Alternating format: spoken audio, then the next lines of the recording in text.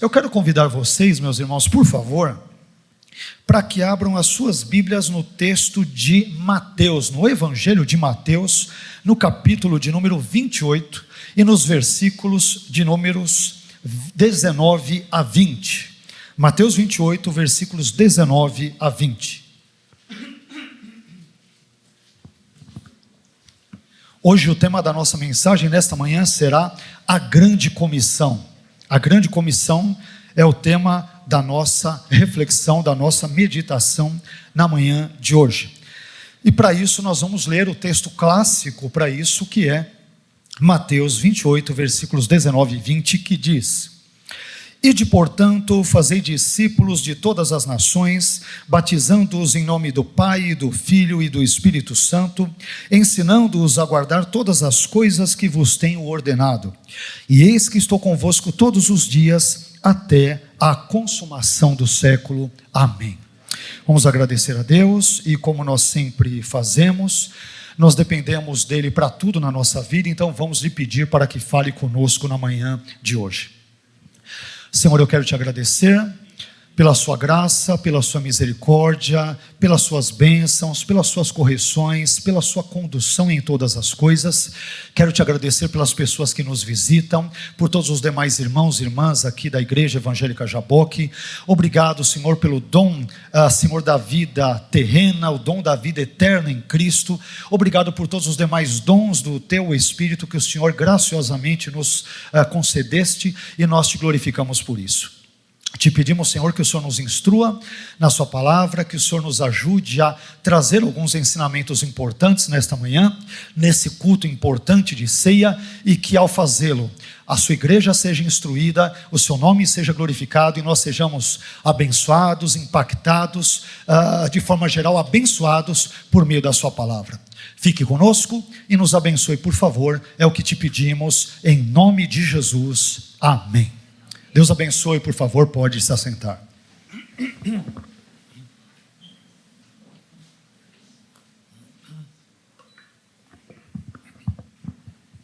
Me perdoem um pouco de antemão se a minha voz falhar, porque eu preguei ontem à noite e hoje estou um pouquinho com a voz, com aquelas intercorrênciazinhas aí na voz, mas me perdoem por qualquer inconveniente nesse sentido. Mas, meus irmãos, eu quero falar com vocês na manhã de hoje sobre o tema da grande comissão, que é um tema importante da Bíblia, como todos os demais temas. Nós ainda não havíamos falado sobre esse tema aqui, mas eu gostaria de fazê-lo nesta manhã, nesse culto de ceia, nesse culto propício e apropriado de fato de ceia, para que nós sejamos instruídos nesse quesito. Mas antes de entrar no tema em si, nós devemos dar primeiramente para os irmãos algumas razões pelas quais nós entendemos que a grande comissão é um tema relevante, é um tema importante, de fato propício, adequado, claro, como são todos os demais temas, mas mais especialmente falando, mais particularmente falando, esse tema da grande comissão, ele tem a sua relevância para a igreja, a sua total, absoluta e plena relevância para a igreja, e é por isso que nós devemos também meditar sobre esse assunto. Mas a primeira razão, em primeiro lugar, que eu quero compartilhar com os irmãos, dentro dessa importância da grande comissão, que justifica a grande comissão, em primeiro lugar, a grande comissão é um tema importante porque é um tema bíblico. A grande comissão, meus irmãos, não é uma ideia inventada por teólogos, por bispos, por pastores ou por concílios cristãos, mas é uma ordem clara dada pelo próprio Senhor e Salvador Jesus Cristo aos seus discípulos, e como nós acabamos de ler, ordem esta que é registrada em Mateus capítulo 28 e versículos 19 e 20. Em segundo lugar, a grande comissão é um tema importante porque é um tema que foi vivido, foi experienciado, ele foi vivenciado pelo próprio Senhor Jesus. Perceba que Jesus não apenas ensinou sobre a grande comissão, mas ele também viveu a grande comissão. Quando nós lemos, por exemplo, os evangelhos, nós vemos o próprio Senhor Jesus fazendo discípulos.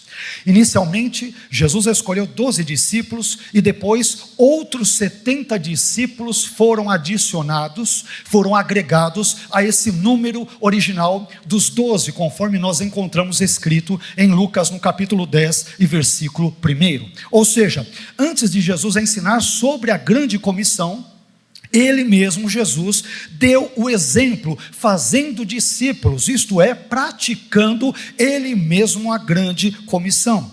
Aliás, o ministério missional de Jesus me lembra aquela frase antiga e lapidar, emblemática, do missionário e médico escocês David Livingstone, que disse certa vez o seguinte: Deus teve um único filho e fez dele um missionário. E daí nós podemos entender, portanto, a importância desse elemento que envolve a grande comissão.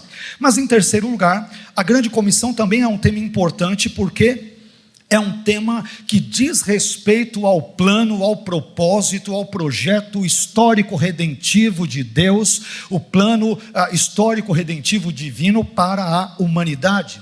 O que acontece? Como nós dissemos em outras ocasiões, Deus, ao prever a queda do ser humano no pecado, proveu-lhe uma solução ao seu pecado. E como ele o fez? Enviando o seu filho a fim de que ele morresse na cruz por nós, pelos meus e pelos teus pecados, enfim, pelos pecados da humanidade. Então a grande comissão, meus irmãos, envolve a proclamação desse plano divino de redenção para a humanidade, que se dá, por exemplo, redenção esta que se dá por meio da graça mediante a fé no Senhor e Salvador Jesus Cristo. Por fim, em quarto e último lugar, a grande comissão é um tema importante porque é um tema que glorifica a Deus, é um tema que exalta a Deus. Em 1 Coríntios 10:31, Paulo disse o seguinte: portanto, quer comais, quer bebais ou façais qualquer outra coisa, fazei tudo para a glória de Deus.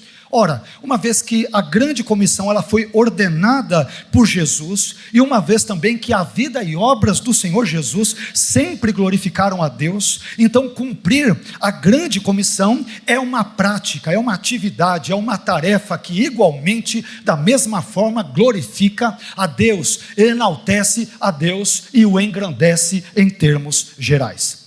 Bem, mas tendo apresentado essas 4 razões sobre a importância da grande comissão, eu gostaria agora de compartilhar com os irmãos, com base no texto que nós acabamos de ler, 6 desafios relacionados à grande comissão, os quais são acompanhados por sua vez por uma gloriosa promessa. E nós encontramos tanto esses 6 desafios como essa gloriosa promessa no texto lido de Mateus 28, versículos 19 a 20. O primeiro desafio que nós aqui encontramos, referente à grande comissão, é o seguinte: o desafio da movimentação. O primeiro desafio é o desafio da movimentação. Jesus nos diz aqui, e Mateus registra, em Mateus, no capítulo 28, versículo 19, parte A, o seguinte: ide, portanto. Ide, portanto. Observem, meus irmãos, que Jesus não disse aos seus discípulos: fiquem onde estão, ou permaneçam em sua zona de conforto, ou ainda continuem estagnados onde vocês se encontram. Nada disso. Em vez disso, Jesus ordenou aos seus discípulos que eles se mexessem, que eles se movessem, que eles se movimentassem, que eles saíssem da inércia e que eles abandonassem, portanto, a sua zona de conforto. Eu não sei se os irmãos já notaram, mas o Deus da Bíblia é um Deus que frequentemente, eu diria com muita frequência, com grande frequência, Ele ordena às pessoas que se movimentem, que se movam, que se mexam. Isso ocorre de Gênesis a Apocalipse. Mas como nós não dispomos de tempo, evidentemente, para falar de Gênesis e Apocalipse sobre esse assunto, e nem é o propósito específico da mensagem nesta manhã, me permita citar apenas alguns brevíssimos exemplos. Quando Deus chamou Abrão, por exemplo, Ele disse para ele: saia da sua terra e vá para a terra que eu te mostrarei. Ou seja, isso envolve movimento, envolve se mexer, envolve atuar, envolve realizar uma certa atividade. Quando Deus chamou Moisés, Ele também lhe deu a seguinte ordem: vai, eu te enviarei ao faraó para que você tire do Egito o meu povo. Mais adiante, quando Deus chama Josué, ele também declara: levante-se agora e atravesse esse Jordão. Mais adiante ainda, quando Deus chama Jonas, ele lhe dá o seguinte comando: levante-se e vá à grande cidade de Nínive. Quando nós pulamos algumas páginas do Antigo Testamento e vamos para o Novo Testamento, então nós vemos algo também interessante. Quando Jesus apareceu para Ananias em uma visão, ele lhe deu a seguinte ordem: levante-se e vá à rua chamada direita e pergunte na casa de Judas por um homem de Tarso chamado Saulo, porque eis que ele está orando. E aqui, meus irmãos, em Mateus 28:19, Jesus ordena aos seus discípulos: ide, ou seja, vão, se mexam, se movimentem, façam alguma coisa em prol do reino de Deus.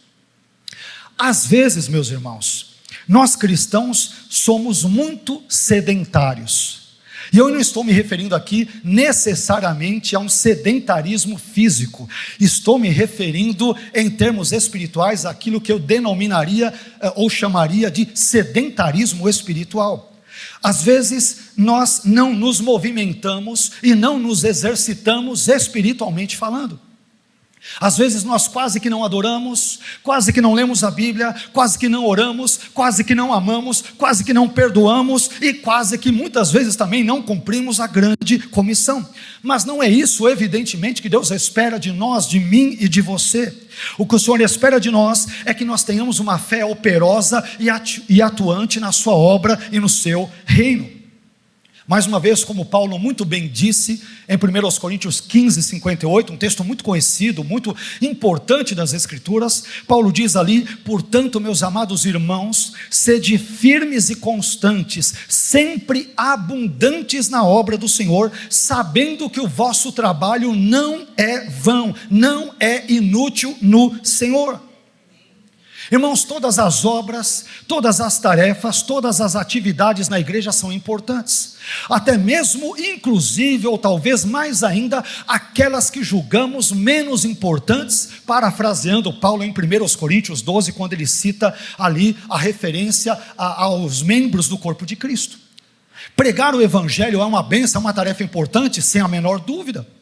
Mas quando você entra na igreja e o irmão te recebe com um sorriso no rosto e ele te cumprimenta de forma afável, de forma cortês, de forma amável, de forma educada, de forma fraterna, quando uma irmã limpa aqui o banco da igreja, quando as pessoas se preocupam em ter um cuidado com o irmão, com a irmã, essas coisas todas, elas são serviços que não são inúteis, mas que glorificam a Deus e enaltecem o santo, bendito e eterno nome do Senhor Jesus. Mas voltando a esse texto, portanto, o primeiro desafio da igreja no contexto da grande comissão é o desafio da movimentação. Ide, portanto. Isso nos leva a um segundo desafio, que é o seguinte: o desafio do discipulado. Ide, portanto, e a sequência diz: fazei discípulos. Fazei discípulos, versículo 19, parte B. Perceba que Jesus não ordenou aos seus discípulos que eles formassem pessoas conforme a imagem e semelhança deles, isto é, dos discípulos. Jesus ordenou aos seus discípulos que fizessem outros discípulos, mas eu te pergunto, discípulos de quem? Ora, discípulos dele mesmo, de Jesus. Jesus não ordenou, meus irmãos, que nós transformássemos as pessoas em cópias nossas, em réplicas nossas, em imitações nossas. A ordem é para que façamos discípulos dele, de Jesus. Isso tanto é verdade que Paulo, no conhecido texto, mais uma vez, de 1 Coríntios 11:1, ele vai dizer outra expressão muito famosa, ele vai dizer: sede meus imitadores, como eu também sou de Cristo. Em outras palavras, Paulo disse o seguinte: me imitem, mas me imitem na medida em que eu também imito a Cristo, na medida em que eu, Paulo, imitar a Cristo. Sabe o que isso significa? Que nós não devemos imitar a Paulo, e eu vou mais longe, não devemos imitar ninguém de forma indiscriminada. Não. É o pastor Carlinhos, tudo que ele fizer eu devo imitar. Não, você não deve me imitar nos meus pecados, nos meus erros, nas minhas contradições, nas minhas incongruências, naquilo que eventualmente eu possa falar ou viver, ainda que pontualmente, que desagrada a Deus. Não, você inclusive deve fazer o contrário do que eu eventualmente vier a fazer.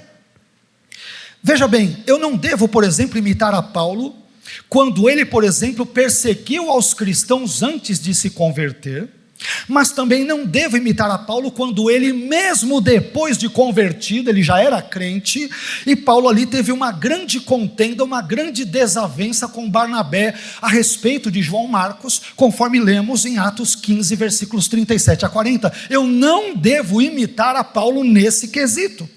Nós não devemos imitar os nossos líderes em tudo, mas devemos imitá-los à medida em que eles também imitam a Cristo. Esse é o ponto. A propósito, o termo cristão, que vem do grego Christianos, ele significa, entre outras coisas, alguém que está associado a Cristo, alguém que é partidário de Cristo.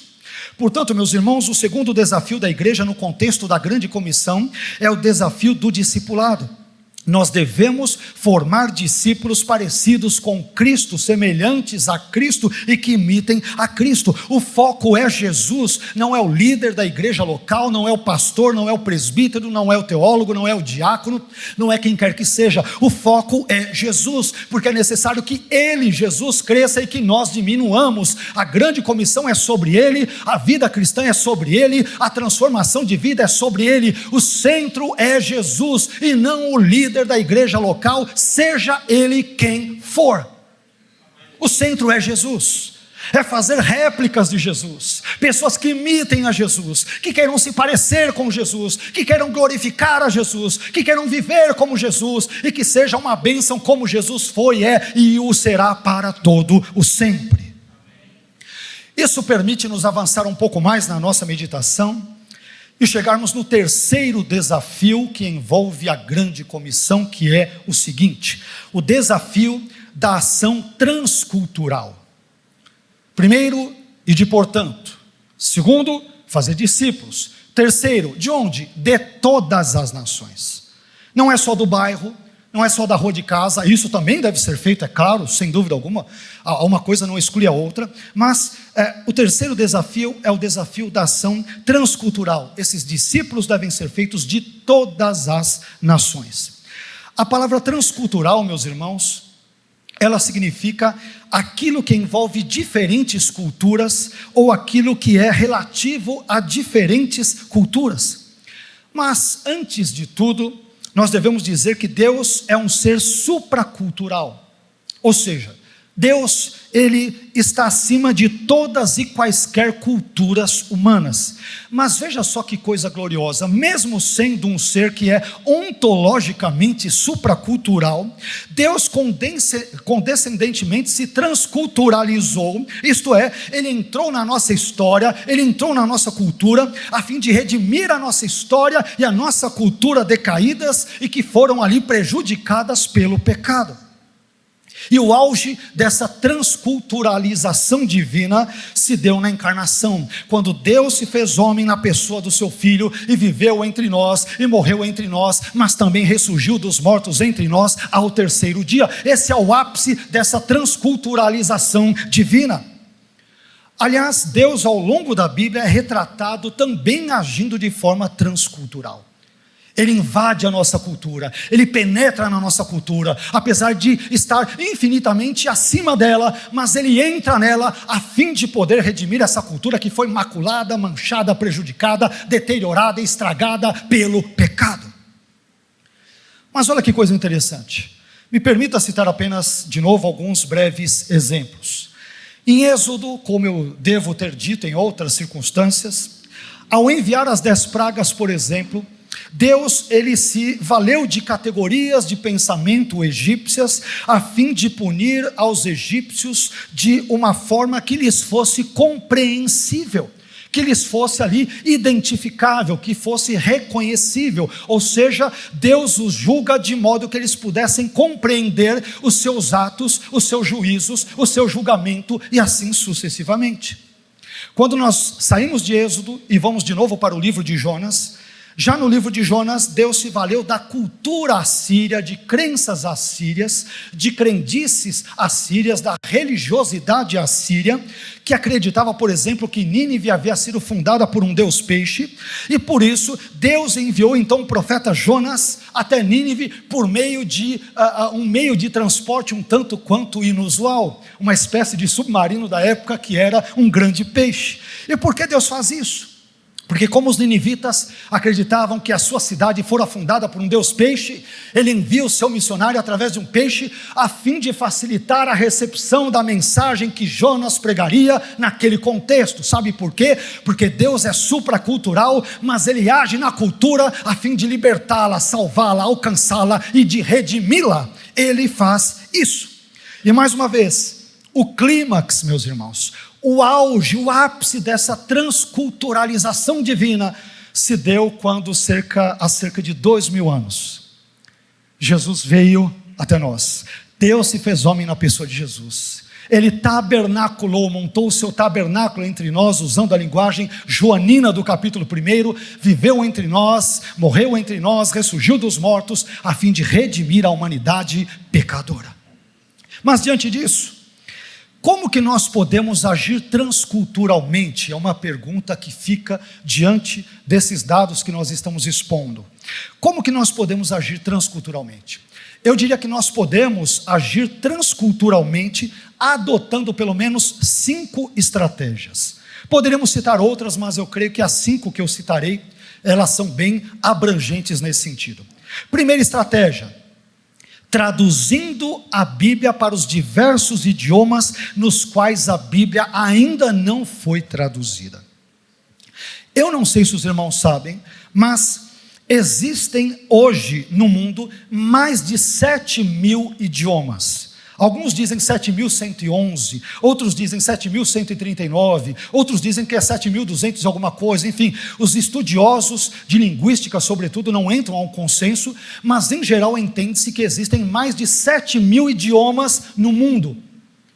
E desses 7.000 idiomas, a Bíblia foi traduzida inteira, completa, de Gênesis a Apocalipse, apenas para cerca de 700 idiomas, ou seja, 10% de tudo que é idioma que existe. Ou seja, falta ainda muita coisa a ser feita, falta muito caminho a ser palmilhado.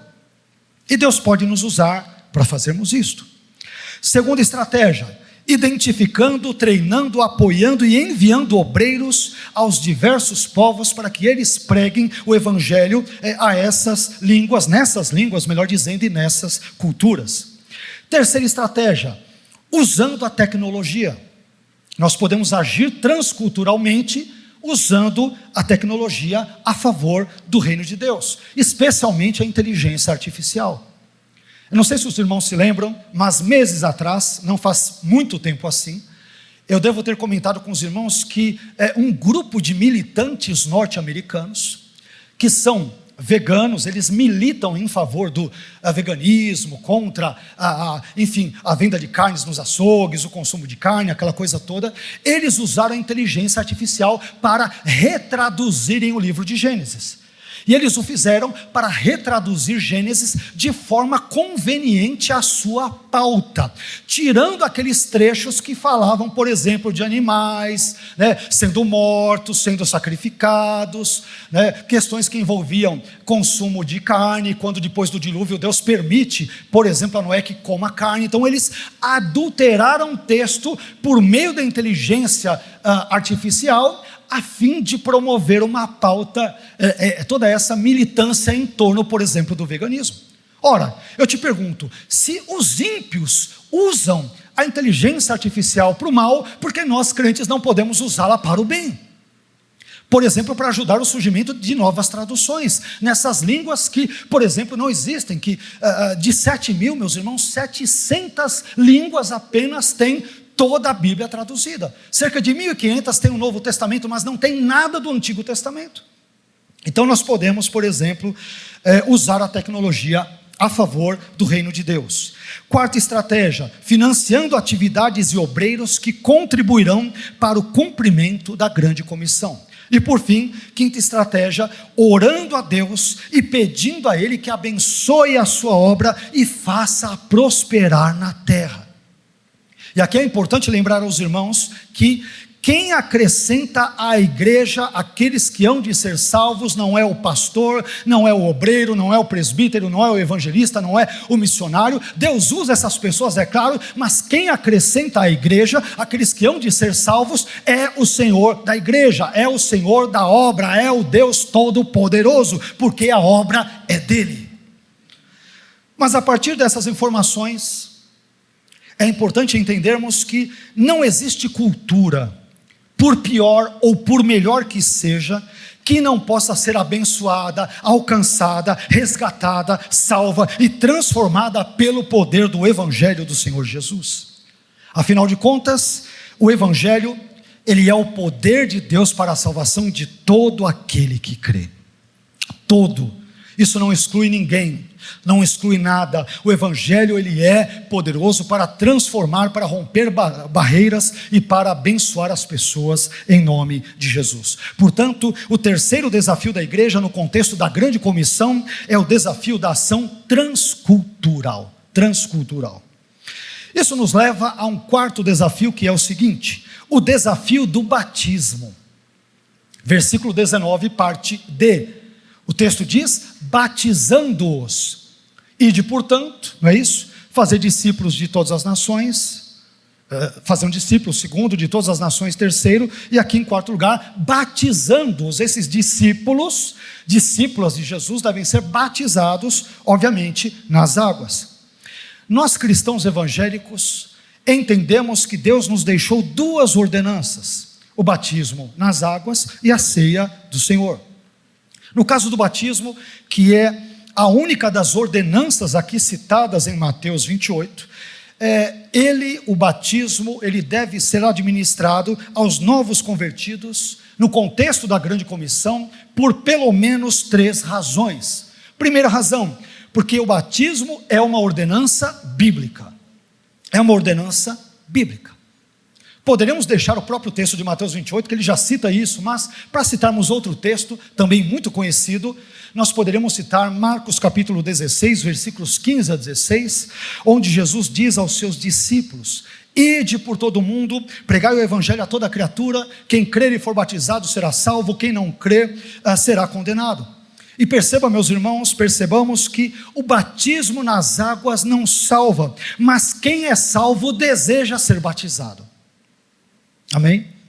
O batismo nas águas não salva, ele de si mesmo, em si mesmo, não salva. Somos salvos pela graça mediante a fé.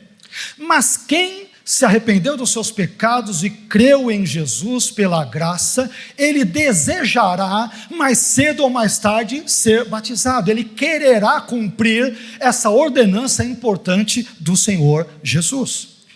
Segunda razão, porque o próprio Jesus se submeteu ao batismo nas águas.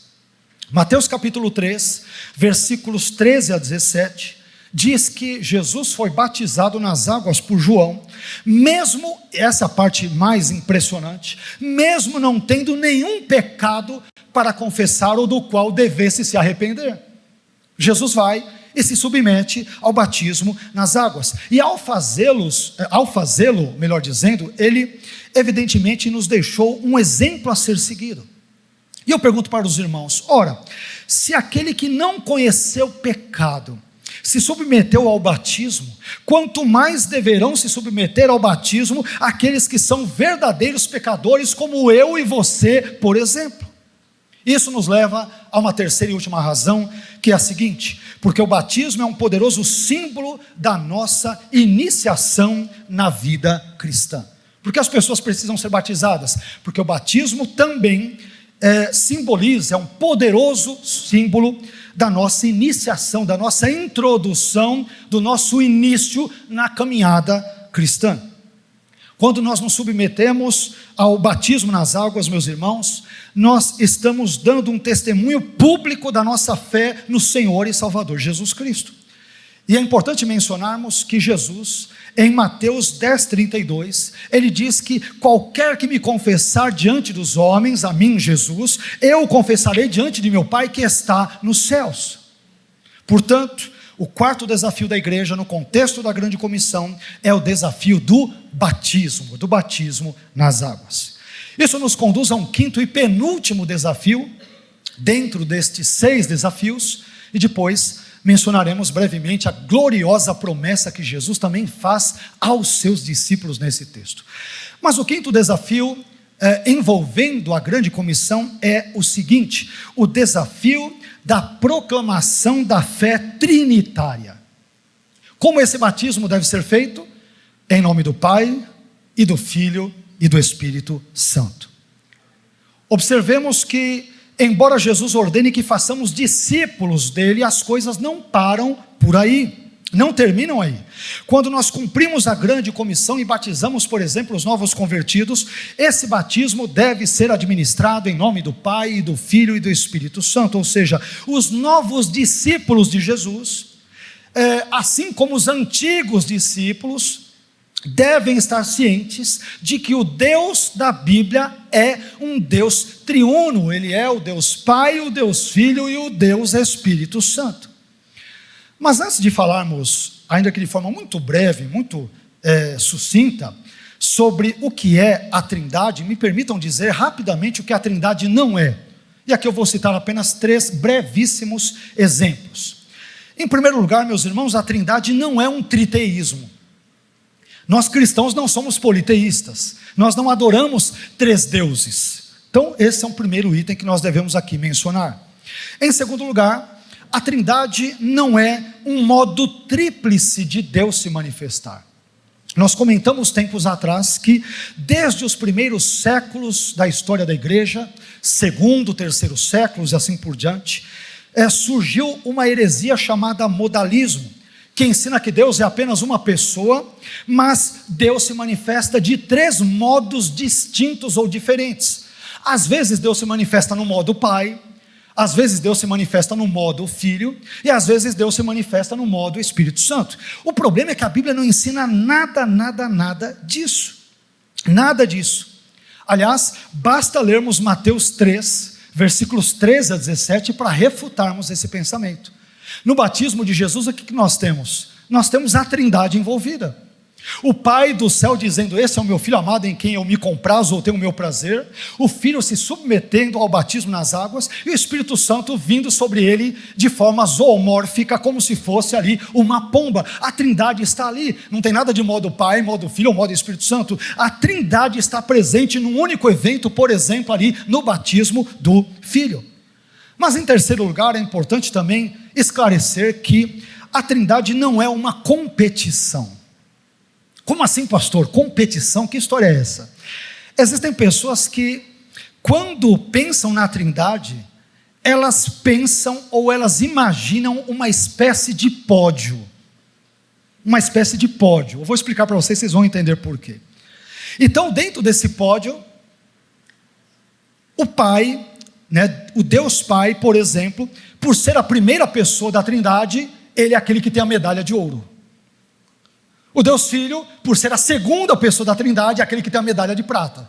E o Espírito Santo, que chegou atrasado na corrida, e eu estou obviamente ilustrando e sendo irônico, ele, coitado, entre aspas, recebe ali a medalha de bronze. Ele é o lanterninha na corrida. Não. Meus irmãos, essa ordem, primeira pessoa, segunda pessoa, terceira pessoa da Trindade, não é uma ordem de importância e de competência. O Pai não é mais competente que o Filho, que é mais competente que o Espírito Santo, e o Espírito Santo é incompetente comparando-se ao Pai e ao Filho. Não, essa ordem é apenas uma ordem de distinção. O Pai é Deus, o Filho é Deus, o Espírito Santo é Deus. São pessoas distintas, mas os 3 formam, constituem, compõem um único e glorioso Deus triuno, Deus Pai, Filho e Espírito Santo. Por isso que nós cremos que existe um único Deus em essência, mas que subsiste e coexiste em 3 pessoas distintas, a saber, Pai, Filho e Espírito Santo. E essas 3 pessoas formam, compõem, constituem um único Deus. Um único Deus. E é essa fé trinitária ou trinitariana que nós devemos proclamar, por exemplo, no cumprimento da grande comissão. Portanto, o quinto desafio da igreja no contexto da grande comissão é o desafio da proclamação da fé trinitária. Cremos que o Pai é Deus, mas também cremos que Jesus, o Filho, é Deus. E também cremos igualmente que o Espírito Santo é Deus.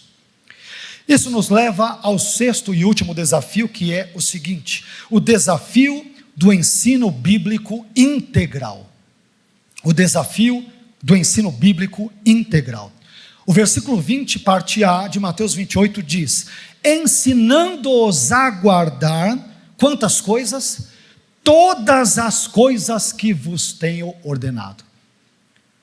Jesus não nos autorizou, não nos ensinou, não nos sugeriu que poderíamos guardar apenas alguns dos seus ensinamentos e os outros poderíamos descartar ou desprezar. Não.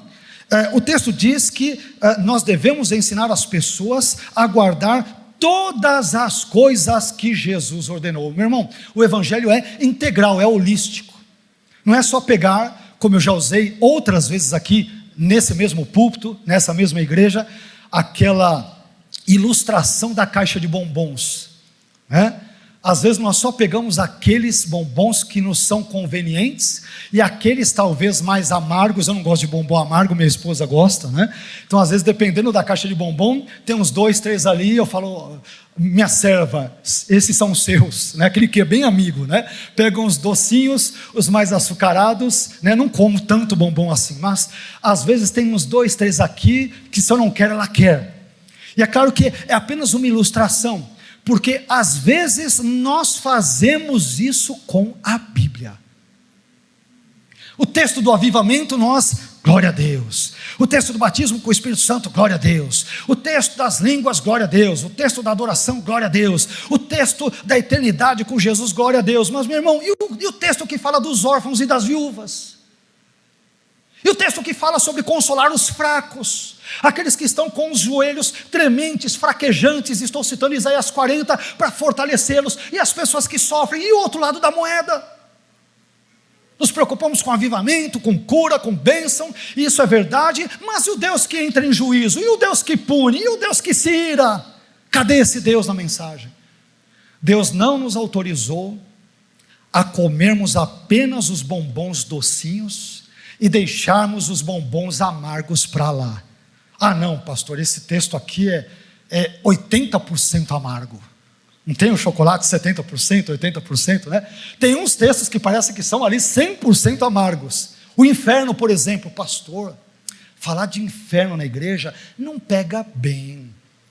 Hoje nós estamos em outros tempos. Os tempos hoje são evoluídos. Que história é essa? O inferno, como disse alguém nas mídias sociais, ele é um inferno existencial.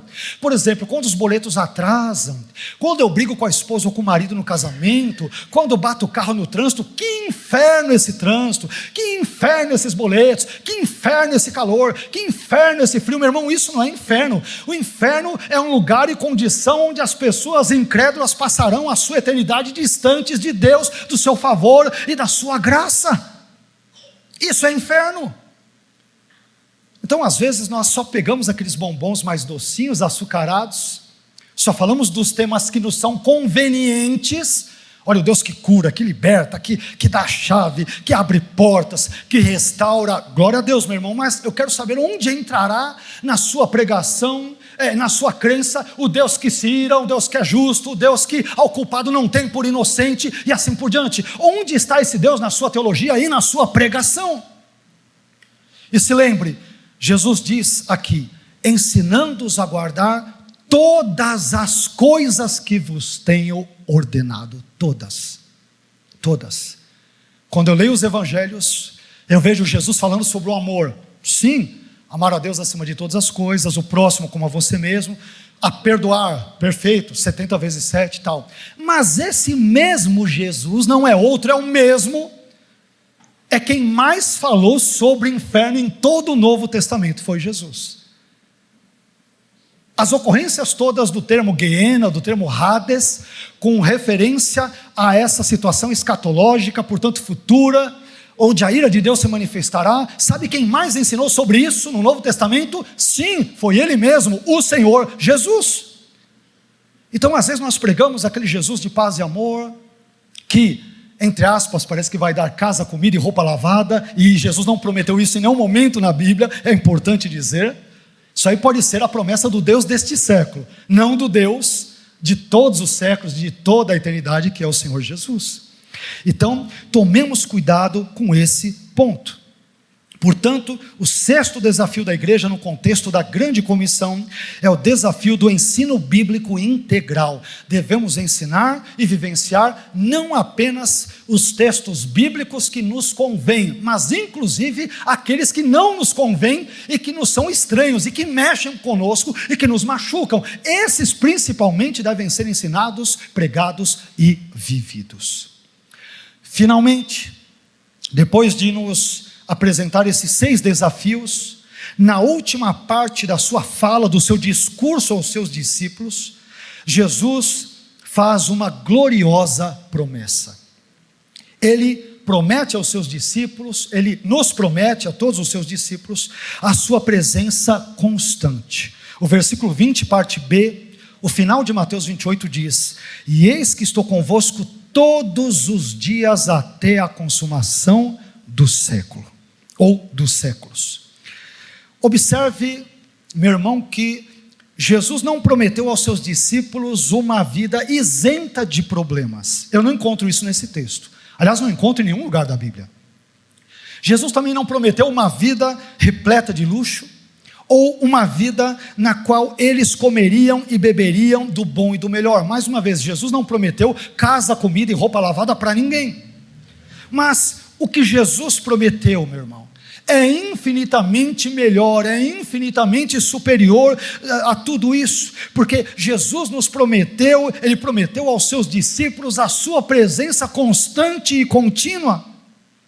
Jesus prometeu que estaria com seus discípulos todos os dias, 24 horas por dia, 7 dias por semana, 365 dias por ano. Jesus não tem folga, Jesus ele não trabalha apenas em dias úteis, Jesus não tira férias, Jesus não descansa no feriado. Ele disse que o meu Pai trabalha até hoje e eu trabalho também. Ele está sempre conosco, Jesus está sempre com seus discípulos, e essa promessa é uma promessa gloriosa e maravilhosa que Jesus nos deu e que Ele nos deixou. A maior bênção, meus irmãos, que um discípulo de Jesus pode ter é a presença constante e contínua do Senhor na sua vida. Todo o resto é resto. Todo o resto é resto. Essa é a maior bênção. Aliás, é por essa razão que o salmista Davi, no Salmo 23, versículo 4, ele vai dizer: ainda que eu andasse pelo vale da sombra da morte, não temeria mal algum. Por quê, Davi? Porque tu estás comigo. A tua vara e o teu cajado me consolam. Deus não nos isenta de passarmos pelo vale da sombra da morte. Ele não nos isenta de turbulências, Ele não nos isenta de problemas, mas Ele promete estar conosco em cada momento da nossa vida. Portanto, a gloriosa promessa que Jesus fez foi prometer a sua presença constante entre os seus discípulos. Tem discípulo de Jesus aqui? Tem? Você crê em Jesus? Ele é o seu mestre, é o seu Senhor e o seu Salvador? Então, se aproprie da promessa que Ele fez. Ele disse que estaria com seus discípulos todos os dias de suas vidas até a consumação dos séculos. Podemos não ter muitas das bênçãos deste mundo, muitas das coisas boas e até legítimas deste mundo, mas se nós temos a Jesus, nós temos tudo. Se nós temos a Jesus, nada nos falta, meus irmãos. Nada nos falta. Se temos a Jesus, pela graça dele, se Ele nos tem, nós temos aquilo que há de mais importante, de mais significativo, aquilo que é mais relevante na vida de um cristão. Porque, como nós falamos em outros momentos, tudo nessa vida é transitório, tudo é breve, tudo é efêmero, tudo é passageiro, tudo isso vai ficar. Lembre-se, né? Nós falamos sobre isso tempos atrás, sobre essa transitoriedade da vida, mas meus irmãos, algo que não passará é a presença constante e contínua do Senhor na vida dos seus discípulos, na vida daqueles que o temem e que o servem. Esse é o ponto importante. Por isso, se nós somos discípulos de Jesus, então Ele está conosco todos os dias, incluindo hoje, agora, neste culto, neste exato momento, e Ele estará até a consumação do século. Jesus está conosco. É aquilo que há de mais importante na nossa vida.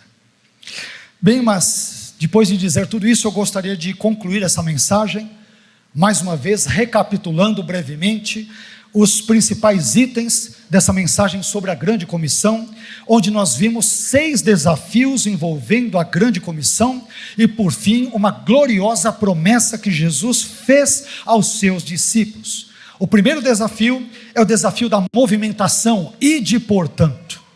Segundo desafio, o desafio do discipulado, fazei discípulos. É discípulo de Jesus, meu irmão, não é discípulo seu. Não é discípulo do pastor, é discípulo de Jesus.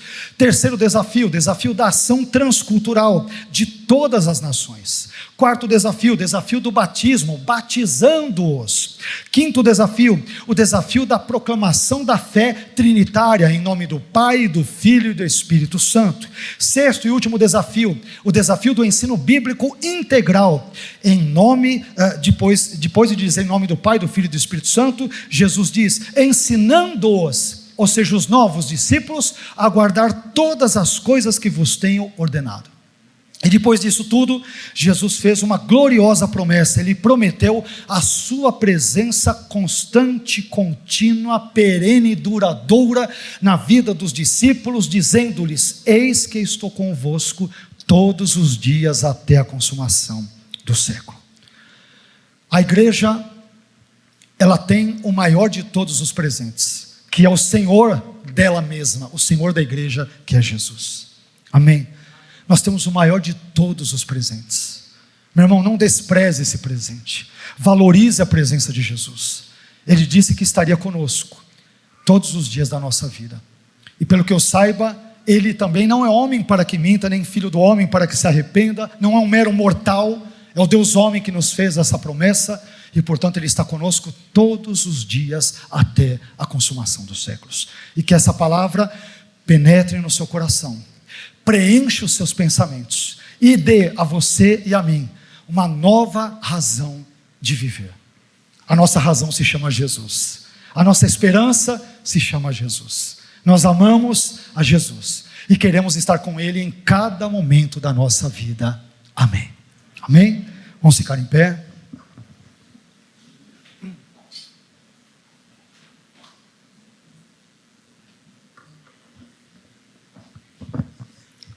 Glórias a Deus. Jesus está conosco. Amém? Se Deus é por nós, quem será contra nós? Mas o inverso é verdadeiro também. Se Deus é contra nós, quem será por nós?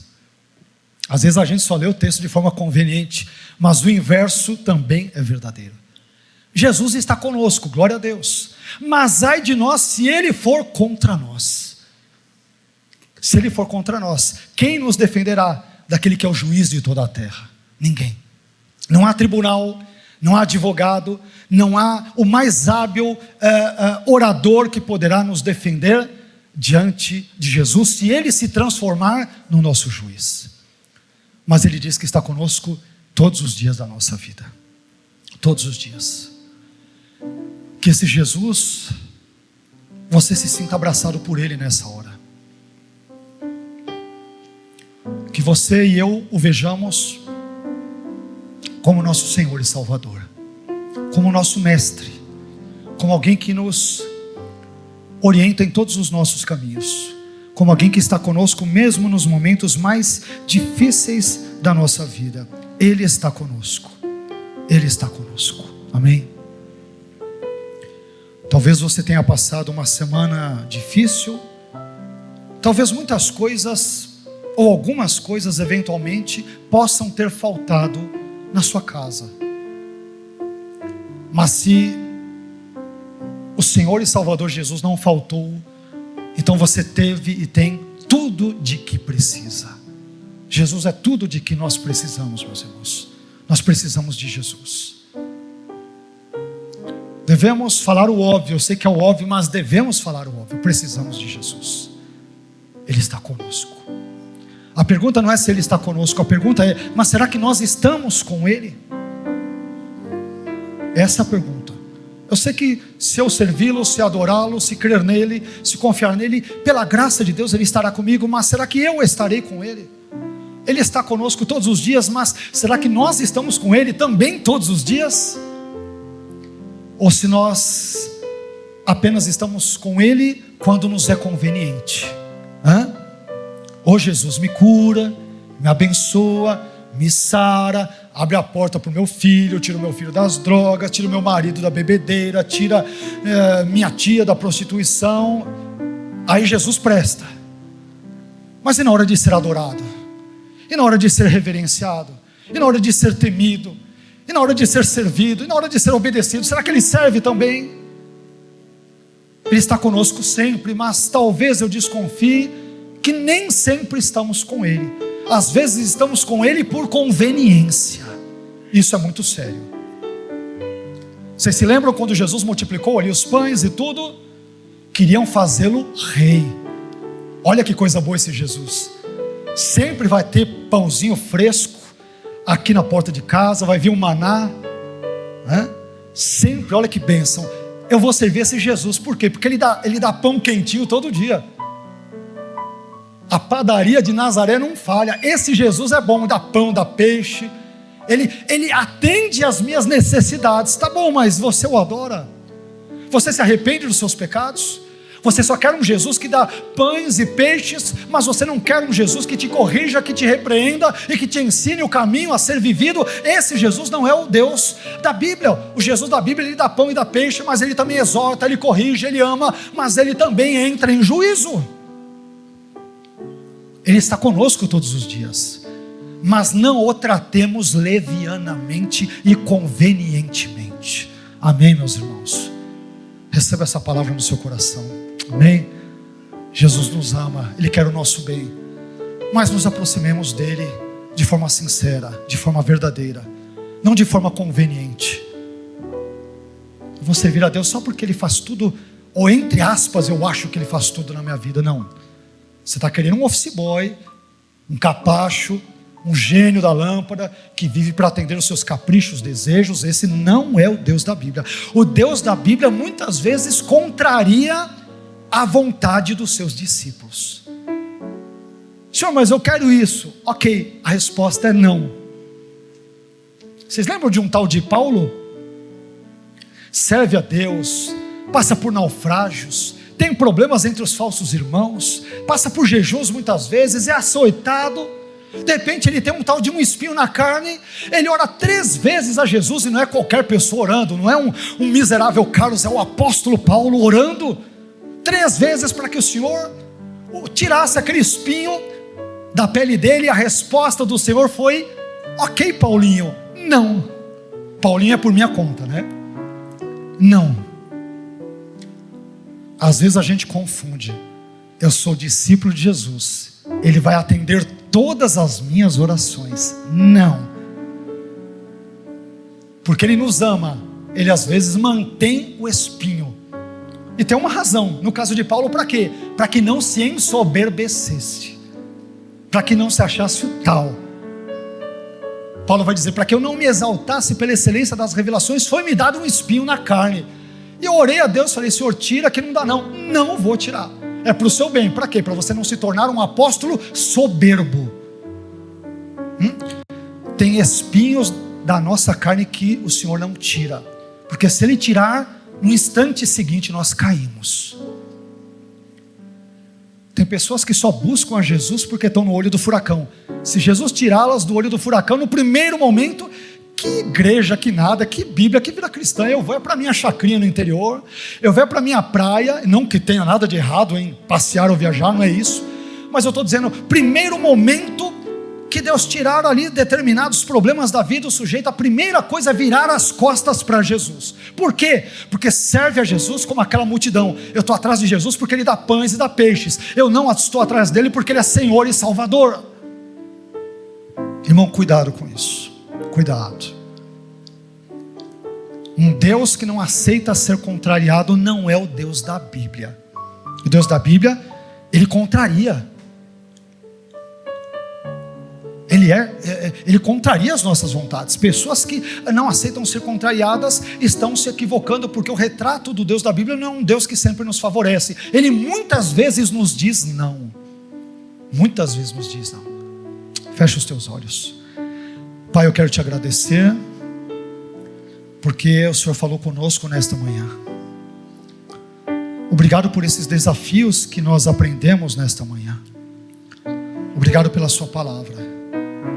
Aprendemos que devemos ir por todo o mundo, fazer discípulos de todas as nações, batizando-os em nome do Pai, do Filho e do Espírito Santo, ensinando-os a guardar todas as coisas que o Senhor tem ordenado.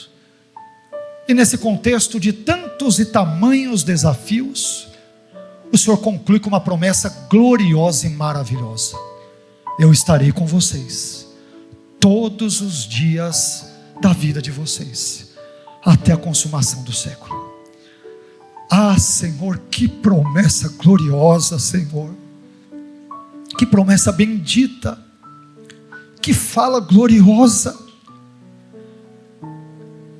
É uma fala que me constrange, porque eu sei que muitas vezes não estou com o Senhor. Às vezes eu posso ser egoísta, individualista, narcisista, pensar em mim mesmo, e o Senhor está conosco todos os dias, nos amparando, nos corrigindo, nos protegendo, nos iluminando, nos libertando, dando-nos discernimento, dando-nos o teu Espírito, agindo em nós, através de nós. Ah, Senhor, como o Senhor é um Jesus maravilhoso, como o Senhor é um Salvador tremendo e glorioso, e nós reconhecemos isto nesta manhã.